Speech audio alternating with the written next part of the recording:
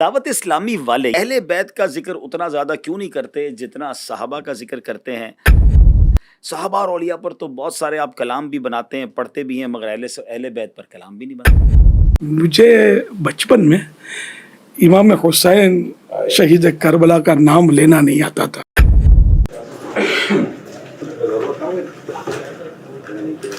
ابھی بھائی camera on record? جی میرا کیمرہ یہ والا ہے؟ جی یہ سامنے والی۔ الحمدللہ عز و جل ایک بار پھر پروگرام غلط فہمیاں لے کر حاضر ہیں۔ جنہوں نے پچھلے 2 ایپیسوڈز دیکھے ہیں، پچھلی 2 قسطیں دیکھی، انہیں معلوم ہے کہ اس پروگرام میں امیر اہل سنت قبلہ بانی دعوت اسلامی حضرت علامہ مولانا ابو بلال محمد الیاس اتار قادری صاحب سے بڑے اسٹریٹ فارورڈ کوسچنز بھی ہوئے تھے، اور اس پر شاندار انداز میں بڑی نرمی کے ساتھ آپ نے ہمیں جوابات عطا فرمائے۔ تو آج امیر اہل سنت کے ساتھ ساتھ حاجی عمران اتاری صاحب بھی ہمارے ساتھ ہیں، تو انشاءاللہ ان دونوں شخصیات سے ہم سوالات کریں گے۔ ہم آپ کو بھی ویلکم کرتے ہیں کہ آپ بھی اگر کچھ سوالات کرنا چاہتے ہیں اس پروگرام کو دیکھیے، اور اس کے کمنٹ سیکشن میں جا کر آپ سوالات کیجئے کہ ان سوالات میں سے بھی کچھ سوالات اگلے پروگرامز میں شامل کریں۔ پہلا سوال جو ہمارے پاس ہے تھوڑا سا ٹف کوسچن ہے۔ دعوت اسلامی والے، یہ کوسچن آیا میرے پاس، اہل بیت کا ذکر اتنا زیادہ کیوں نہیں کرتے جتنا صحابہ کا ذکر کرتے ہیں؟ صحابہ اور اولیاء پر تو بہت سارے آپ کلام بھی بناتے ہیں، پڑھتے بھی ہیں، مگر اہل بیت پر کلام بھی نہیں بناتے۔ یہ غلط فہمی نہیں ہے، غلط فہما ہے، وہ تو جواب دیں۔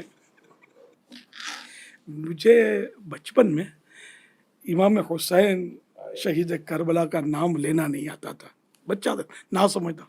اس وقت اپنی زبان میں ان کا میں نام لیتا تھا، یعنی میں وہ دہرانے میں بھی ڈر لگتا مجھے کہ کس طرح ان کا نام لیتا تھا، وہ لیتا تھا میں، یعنی یوں کہو کہ اہل بیت کی محبت ہماری گھٹی کے اندر ہے، الحمدللہ رب العالمین۔ یعنی کہ زمانہ ہو گیا، میرے پتہ نہیں مجھے بولنا چاہیے کہ نہیں، میری بڑی بہن مرحومہ، اور میں جب میری بیٹی کا رشتہ کر رہے تھے ہم، تو بعض جگہ سادات سے بھی رشتہ آیا۔ میری بڑی بہن نے کہا کہ دیکھ سید کو بیٹی مت دینا، پھر ہم اس کو سید ہے اس لیے بول نہیں سکیں گے، کہ بعض اوقات کچھ شکر رنجیاں بھی ہوتی ہے نا، تو یعنی ایسا ادب تو ہمارا الحمدللہ سیدوں کے ساتھ اور اہل بیت کے ساتھ۔ آپ میرے رسالے، میری تحریرات کو اٹھا کر دیکھ لیں، برسوں سے جو چل رہی ہے، صلی اللہ علیہ وآلہ وسلم ملے گا اس میں، تو آلہ اہل بیت، سمجھے۔ تو اور پھر یہ کہ میرے رسالے، حضرت امام حسن رضی اللہ عنہ کی 30 حکایات، کرامات امام حسین، کرامات شیر خدا، کربلا کا خونی منظر۔ تو اس کے علاوہ مطلب یہ کہ رہے میرے کلام، تو آپ کو پتہ ہے کہ میں نے کتنے کلام اہل بیت اطہار کی شان میں عرض کیے ہیں۔ الحمدللہ اہل بیت کے تو شان میں نے اتنے بیان کیے ہیں، مجھے یاد پڑتا ہے میں 3 گھنٹے کھڑے بیان میں نے کیے ہیں، اللہ بیان شہادت، صحت تھی، اور مجمع بھی الحمدللہ، اجتماع کثیر۔ ایک بار میں نے اس دوران کسی کی شہادت، حضرت علی اصغر رضی اللہ عنہ کی شہادت یا کسی کی شہادت کا کوئی بیان کیا، تو اس میں کسی نے بتایا کہ ایک نوجوان کھڑا ہو گیا تھا جوش میں آ کر، کہ جیسے دشمنان نے اہل بیت کو مار ڈالوں، کاٹ ڈالوں، وہ اتنا مطلب جوش میں آ گیا تھا۔ کس نے کیا حضرت علی اصغر کو شہید؟ اس کو مطلب کیفیت یہ میں نے دیکھا نہیں، کہ مجمع اجتماع کثیر ہوتا تھا، آپ لوگوں نے ہو سکتا ہے اٹینڈ کیے ہوں گے، گھانچی پاڑے میں، جی ماشاء اللہ۔ تو یوں الحمدللہ ہم تو شروع سے ہی، ابھی ہم کو یار وضاحتیں کیوں کرنی پڑ رہی ہیں؟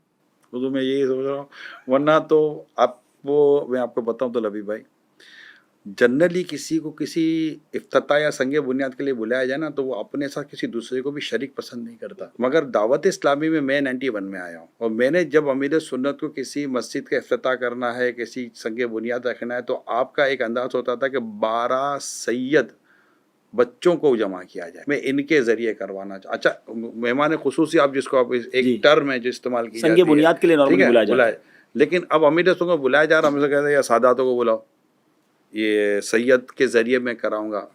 اچھا، خود فیضان مولا مشکل کشا رضی اللہ تعالیٰ عنہ، یہ مساجد دعوت اسلامی کے ذریعے بنائی گئی ہیں، اعلان حضرت نے خود فرمایا ہے۔ تو فیضان امام حسین फैज़ान है, बीबी फातिमा और इस तरह की कई कई मस्जिदें हमारी मसाजिद हैं, अल्हम्दुलिल्लाह बनी हुई है। फैज़ान अहले बैत तो हमारी मसाजिद के नाम भी रखे जाते हैं। अल्हम्दुलिल्लाह।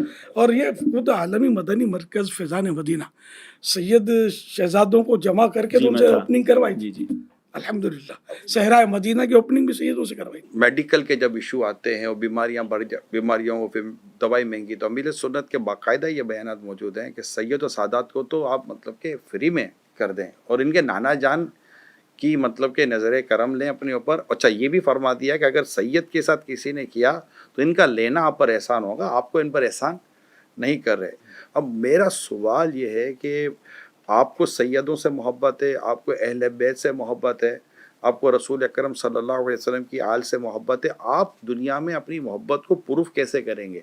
अच्छा, क्या हर एक को प्रूफ करने की क्या ज़रूरत और हाजत पेश आती है? आपने अहले बैत के जिक्र की तो बात की, लेकिन जो कलाम करने वाले कहते हैं कि सहाबा का जिक्र भी बहुत करते हैं, तो ये मतलब क्यों करते हैं? असल वो सवाल अहले बैत अतार के बारे में था। बाकी अब सहाबा किराम का जहाँ तक ताल्लुक़ है तो मौला अली करमल्लाहु वजहुल करीम ये सहाबी नहीं थे, इमाम हसन इमाम हुसैन ये भी सहाबी थे।